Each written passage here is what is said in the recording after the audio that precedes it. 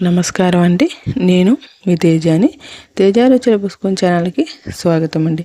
ఈరోజు నేను ఎప్పుడూ చేసుకునేలా కాకుండా బంజారా వాళ్ళు చేసుకునే స్టైల్లో మనకి పొటాటో కర్రీ అండి. అవునండి, పూరీలోకి కానీ చపాతీలోకి కానీ ఎందులోకైనా పర్ఫెక్ట్ కాంబినేషను ఈ బంజారా వాళ్ళ ఆలూ కర్రీ అండి. అవునండి, చేయడానికి ప్రాసెస్ ఎక్కువలా ఉన్నా కూడాను చేయడానికి సింపుల్, అలాగే తినడానికి ఎంతో టేస్టీగా ఉండే ఈ కర్రీ కోసం ముందుగా ఒక అర స్పూన్ జీలకర్ర, 2 స్పూన్ల ధనియాలు, 1/2 స్పూన్ సోంపు చక్కగా కచ్చా పచ్చగా కొట్టుకుని పక్కన పెట్టుకోవాలండి. అవునండి, మరి మెత్తని పొడిలాగైతే బాగోదు. కచ్చా పచ్చగా అయితే కాస్త పంటికి తగిలితే చాలా బాగుంటుంది. ఇప్పుడు పొయ్యి మీద ఒక ప్యాన్ పెట్టుకుని అందులోకి 1 టేబుల్ స్పూన్ నెయ్యి, అలాగే 1 స్పూన్ ఆయిల్ వేసుకోవాలండి. అలాగే ఇందులో ఒక బిర్యానీ ఆకు, ఒక లవం మొగ్గ, రెండు లవం మొగ్గలు, ఒక యాలక్కాయ వేసుకుని కొద్దిగా ఫ్రై అయిన తర్వాత ఇందాక కచ్చా పచ్చగా కొట్టుపెట్టుకున్న మసాలా ఉంది కదండి, ఆ మసాలా పొడి కూడా వేసుకుని ఒక 10 సెకండ్స్ పాటు వేయించుకున్నాక 1 టీ స్పూను జింజర్, ఓన్లీ అల్లం పేస్ట్ గ్రేట్ చేసుకుని వేసుకోవాలండి.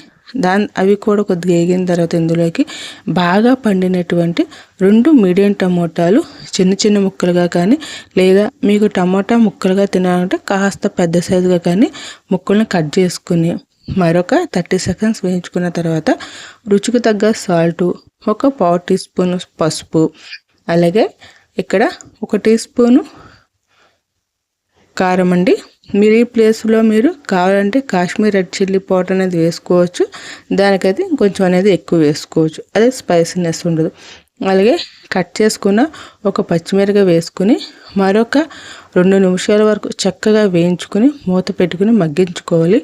అలాగా ఆయిల్ ఫ్లోట్ అయిన తర్వాత ఇందులోకి 1/2 కప్పు వాటర్ అనేది పోసుకొని చక్కగా కలుపుని మధ్యలోకి కట్ చేసినటువంటి మిరగాయలను వేసుకుని మరొక నిమిషం పాటు చక్కగా ఉడకనివ్వాలి. ఇప్పుడు ఉడికిన తర్వాత ఇందులోకి చక్కగా ఒక అర టేబుల్ స్పూను కొరియాండర్ పౌడర్, అలాగే అర టేబుల్ స్పూను కసూరి మేతి వేసుకుని బాగా కలుపుకుని 2 నిమిషాల పాటు లో ఫ్లేమ్లో ఆయిల్ పైకి ఫ్లోట్ అయ్యేదాకా ఉంచిన తర్వాత ఇప్పుడు ఇందులోకి మనము బాగా ఉడకబెట్టుకున్న చిన్న బంగాళదుంపలు అయితే 3, పెద్ద బంగాళదుంపలు అయితే 2, వాటిని మనం చేత్తోనే మ్యాష్ చేసుకుని అందులో యాడ్ చేసుకుని మళ్ళీ మిక్స్ చేసుకోవాలన్నమాట.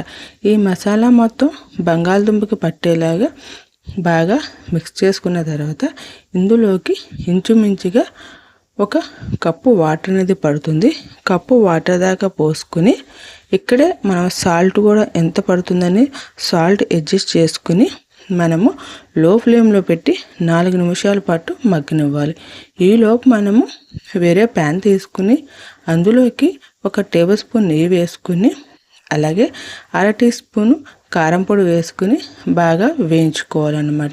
వేయించుకుని పక్కన పెట్టుకుని ఇందులోకి అవసరమైతే 1/2 స్పూను మనకి ఇది ఉంటుంది కదండి ఇంగువ కూడా యాడ్ చేసుకుని పెట్టుకుని ఇప్పుడు ఈ ఉడికిన బంగాళదుంప కర్రీ ఉంది కదండి, ఇందులోకి మనం ఇందాక నేతితో పెట్టుకున్నాం కదండి, అసలైన కిటుకు ఇదే అండి.